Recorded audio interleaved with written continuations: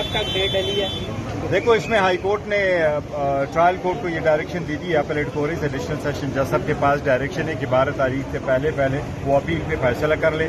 آج اپیل پہ ہیئرنگ ہوئی تھی. پہلے جو ججمنٹ کی سسپینشن ہے اس پہ آرڈر آیا تھا. آج اپیل پہ ہیئرنگ ہوئی ہے. سلمان اکرم راجہ صاحب نے اپنے آرگومنٹس کنکلوڈ کر لیے ہیں. اب منڈے کے لیے گیا ہوا انشاءاللہ تعالیٰ مارننگ 9 بجے کیس ہوگا.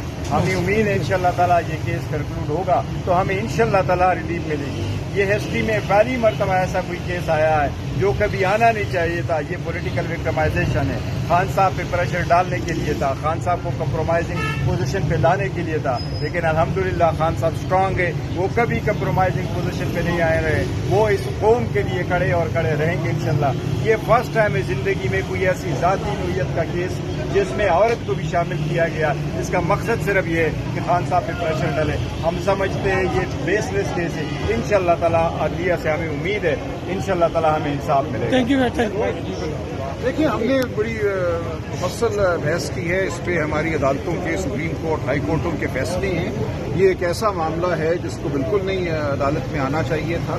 اس میں ایک عورت کی نجی زندگی کے بارے میں ایک کریدنے کی کوشش کی گئی ہے جو کہ ہمارے اسلامی نقطۂ نظر سے بھی مکروہ بات ہے, ہمارے قانون میں بھی یہ مکروہ بات ہے.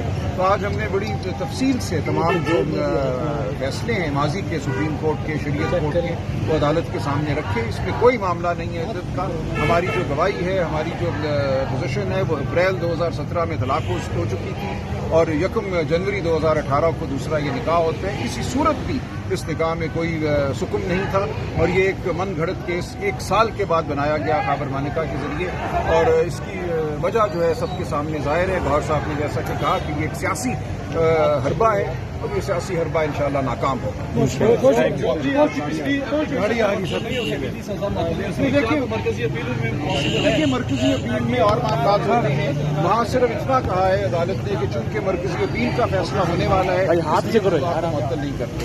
اس لیے انشاءاللہ ہمیں امید ہے.